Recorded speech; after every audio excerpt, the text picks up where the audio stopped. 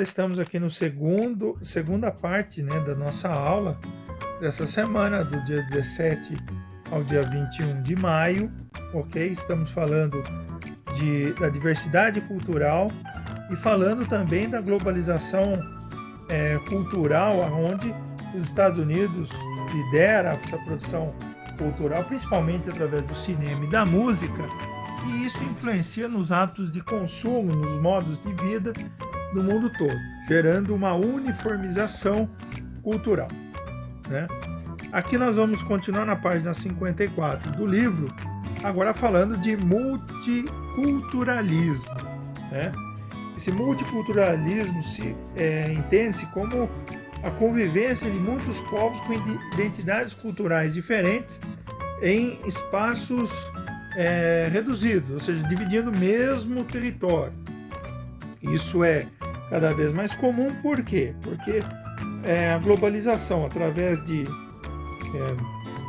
um comércio mais intenso e de muito mais migração atualmente do que no passado, hoje existe cerca de 250 milhões de pessoas vivendo em outros países e carregando consigo um pouco da sua cultura, do seu idioma, da sua religião, da sua culinária, da sua filosofia de vida, que é aprendido de pai para filho, certo? Quando essas pessoas se mudam para outros países, elas acabam fazendo amizades com as pessoas da população local e essas pessoas acabam entendendo um pouquinho das diferenças culturais dos imigrantes, né? Aprendendo inclusive com os imigrantes.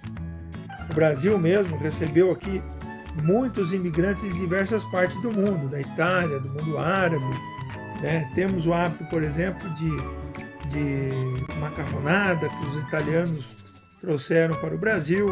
Temos hábitos como, por exemplo, comer esfirras, né? Que é um alimento que os árabes introduziram no nosso país. Feijoada, que foi um prato desenvolvido pelos escravos africanos.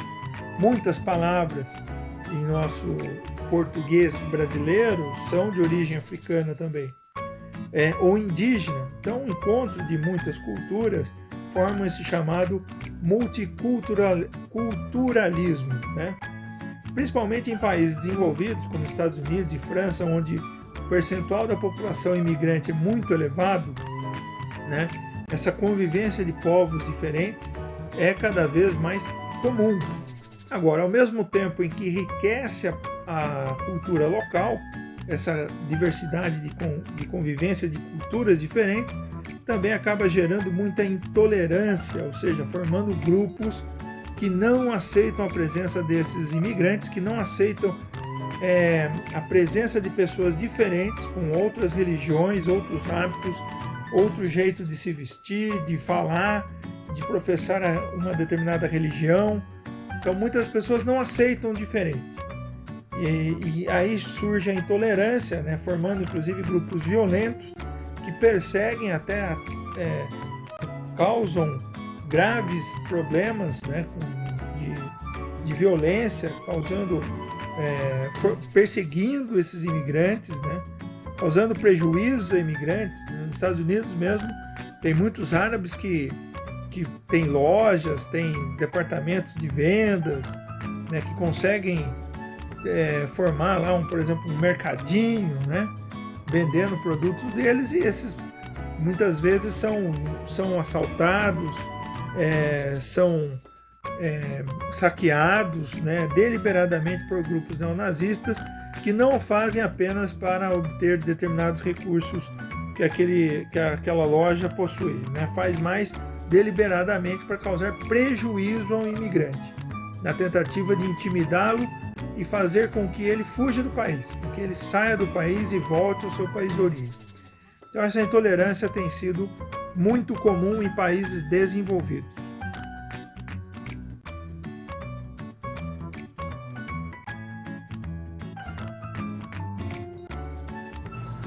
Bom, pessoal, isso que eu acabei de explicar é basicamente o que nós temos no texto do livro na página 54. Eu recomendo que vocês façam a leitura, certo, individual desta página, tá? Eu já expliquei, mas você vai ver aí explicando o que é multiculturalismo, tá? E como que isso aumentou junto com a globalização, né? Afinal de contas, a globalização aproxima pessoas distantes de diversas maneiras, né? Com mais comércio, através da internet, né? Com mais intercâmbio, mais viagens internacionais, mais turismo e mais imigrantes. Globalização faz com que o encontro de diferentes culturas ocorra em números cada vez maiores, mas ao mesmo tempo, populações locais ressentidas, né, com o aumento do desemprego, cuja principal razão não é a presença de imigrantes. Né? A principal razão do desemprego em países desenvolvidos hoje é o avanço da tecnologia. Tá?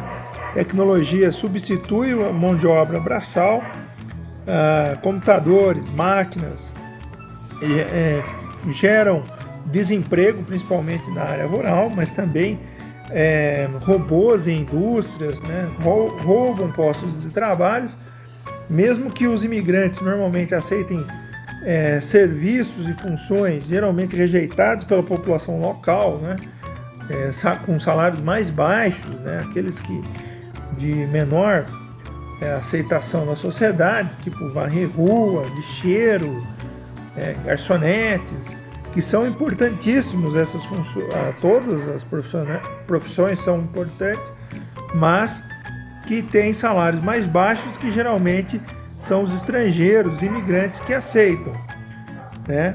Mas apesar disso, muitos grupos locais perseguem os imigrantes, colocando a culpa no desemprego sobre os imigrantes. Bom, em cima disso nós temos aqui as questões, de acordo com o texto acima, o que é multiculturalismo, tá? É uma resposta dissertativa. E uma outra questão aqui, o mundo possui mais de 200 países, com mais de 7 bilhões de habitantes, com infinitas características físicas de tom de pele, formato de rosto e olhos, estatura física, etc.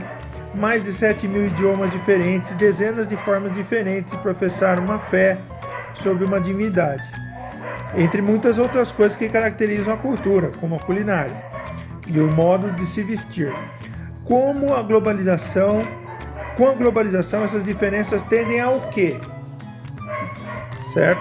É só assinalar numa das duas que é correta. Só para ver se vocês leram e entenderam o texto mesmo, tá? Só para conferir aí a leitura de vocês, essa perguntinha aqui de assinalar. Bom, continuando agora na página 55, fala de informação em tempo real, mundo digital e as redes sociais, né? Aqui já é uma outra discussão, né?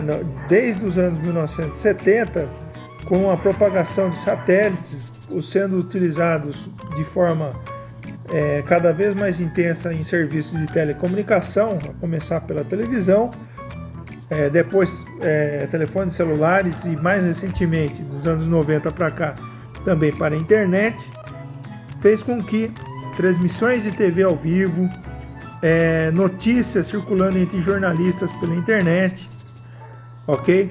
Um monte de informações circulam e a velocidade com que essa informação circula é cada vez maior. Inclusive, fazendo com que qualquer pessoa possa ser um jornalista em potencial. Porque os celulares modernos possuem câmera, então um fato relevante que esteja ocorrendo em qualquer lugar do planeta vai ter alguém filmando e ao mesmo tempo colocando isso numa live, numa rede social e sendo compartilhada por pessoas de diferentes países. Várias situações assim já ocorreram, protestos, por exemplo, que são filmados e compartilhados em redes sociais, inclusive atravessando as fronteiras dos países. Alguns movimentos, por exemplo, como a Primavera Árabe em 2010, que levaram alguns governos que estavam há dezenas de anos no poder a caírem, muito tem a ver com protestos que foram marcados e organizados e incentivados pelas redes sociais, né? Além de você poder marcar um protesto na rede social, quando esse protesto está ocorrendo, as pessoas filmam, tiram fotos, compartilham, o que incentiva a mais pessoas a aderirem a determinados movimentos políticos. A informação em tempo real faz com que guerras que estejam ocorrendo possam ser acompanhadas em instantes após, para pessoas em qualquer lugar do planeta que tenha acesso aí a um celular ou a televisão. Eu lembro de, em 1990, acompanhar as notícias diariamente da Guerra do Golfo. Aquilo já era fantástico, né? Você saber ter imagens do mesmo dia de um conflito. Isso era inimaginável. Pra vocês terem uma ideia, a primeira Copa do Mundo que o Brasil ganhou, em 1958, os brasileiros não assistiram ao vivo, poderiam ouvir no rádio, o que já era uma revolução para as pessoas naquele momento, ouvir ao vivo um evento esportivo que ocorria na Suécia. As imagens dos gols da seleção brasileira eram passados um mês depois, antes de uma sessão de cinema. Poucas pessoas tinham televisão. A primeira Copa do Mundo a ser transmitida pela televisão ao vivo no Brasil foi em 1970, certo? O Brasil ganhou também. Então, só em 74 em cores, né? O Brasil já nessa não foi campeão, mas foi o primeiro Copa do Mundo transmitida a cores para a população, e mesmo assim televisão até os anos 70 era um produto da elite. Poucos possuíam televisão, né? E a imagem era de má qualidade. Nos anos 90 chega a internet. No Brasil só se populariza depois de 1996. Até então o uso da internet era apenas com ligações internacionais. Os Estados Unidos usava intensamente já em 1990, mas no Brasil só em 1996 a internet passa a ter o uso amplo, inclusive com provedores locais no Brasil. De lá para cá, 1996, já se passaram aí 30 anos, né? Então, nós temos quase 30 anos, na verdade, pouco menos, 25 anos. Então, nesse tempo aí de 25 anos, nós tivemos um avanço muito grande, né? Tivemos, por exemplo, as primeiras redes sociais nos anos 2000, né? Tipo Orkut, tinha ICQ, né? Que era o primeiro serviço de mensagens em tempo real. Então, o mundo da internet revolucionou os negócios, as maneiras como as pessoas fazem amizades, as maneiras como as pessoas interagem, inclusive com pessoas de outros países, né? Redes sociais como o Facebook são abertas para que você encontre pessoas de outros países, conversem com pessoas de outros países, além dessas redes sociais atuais permitirem a tradução automática de publicações jornalísticas ou mesmo de opiniões de pessoas de outros países sobre determinados assuntos, o que te permite, inclusive, discutir determinados assuntos com pessoas de outros países sem que você tenha que aprender o idioma daquela pessoa. Então, a internet aproximou muito as pessoas de outras regiões do planeta, fazendo com que eventos locais se tornassem mundiais, né? Inclusive aumentando a participação política das pessoas na medida que redes sociais e telefones celulares com internet permitiam o registro de manifestações, como do Brasil em 2013, né? Aquelas manifestações contra a Copa do Mundo, ou mesmo na Primavera Árabe, que derrubou alguns ditadores no norte da África e no Oriente Médio, como Muammar Gaddafi, Hosni Mubarak, por exemplo, perderam seus cargos depois de mais de 30 anos no poder na Líbia e no Egito. Bom, em cima disso, temos aqui duas perguntas. Que você entende por informação em tempo real? Dê um exemplo de um fato ocorrido em outro país que você ficou sabendo ao mesmo tempo ou poucos minutos depois do ocorrido. Tá? Eu lembro, por exemplo, do ano passado, instantes depois da explosão no Líbano, aquela explosão lá no porto no Líbano, impressionante aquela explosão, e estava as pessoas compartilhando no WhatsApp e tinha ocorrido meia hora antes. Vocês podem lembrar de outro fato aqui na resposta. Qual veículo de informação você mais utiliza atualmente? Aí uma enquete, tanto faz a resposta, vocês devem ser sinceros apenas.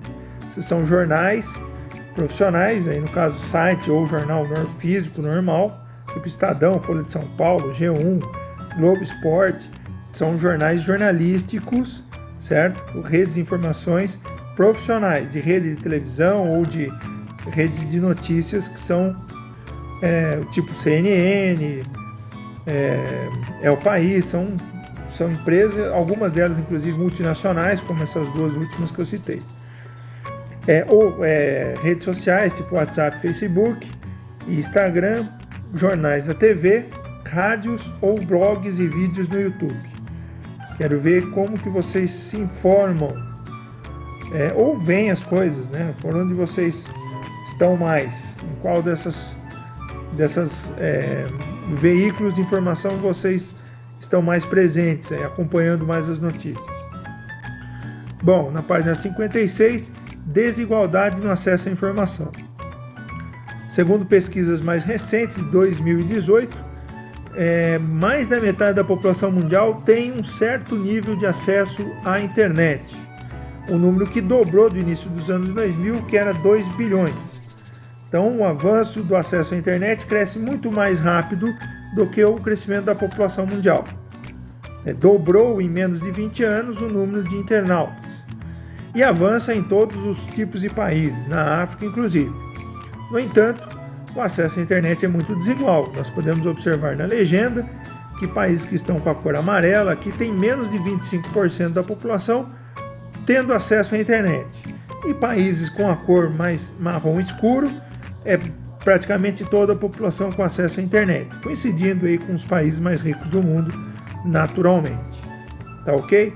Então aí o texto fala sobre essa desigualdade no acesso à informação, e isso pode pesar muito no futuro, uma vez que a informação é hoje uma parte muito importante para a qualificação ao trabalho. Ter acesso à informação, ter domínio sobre as ferramentas básicas de informática faz muita diferença no mercado de trabalho.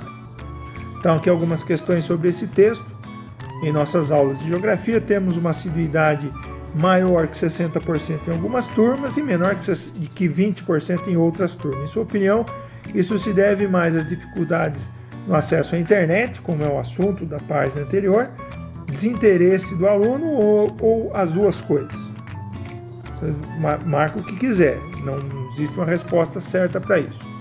Em sua opinião, redes sociais como Facebook e WhatsApp são fontes confiáveis de informação?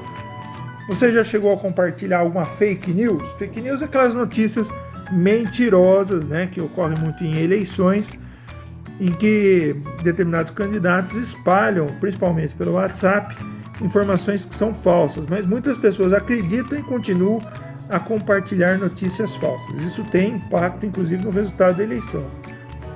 Então, você lembra de alguma fake news que você compartilhou e depois ficou sabendo que não era verdade? Comente aí. Comente sobre esse assunto aí nessa resposta. Tá? Bom, em cima do mapa que nós vimos lá na página 56, vocês vão marcar as informações como fato ou fake. Ou seja, fake é falso. Tá? Bem simples. E para terminar a nossa tarefa de hoje, certo? Vocês vão ver esse vídeo aqui, o vídeo do Fantástico, falando sobre crimes cibernéticos, né?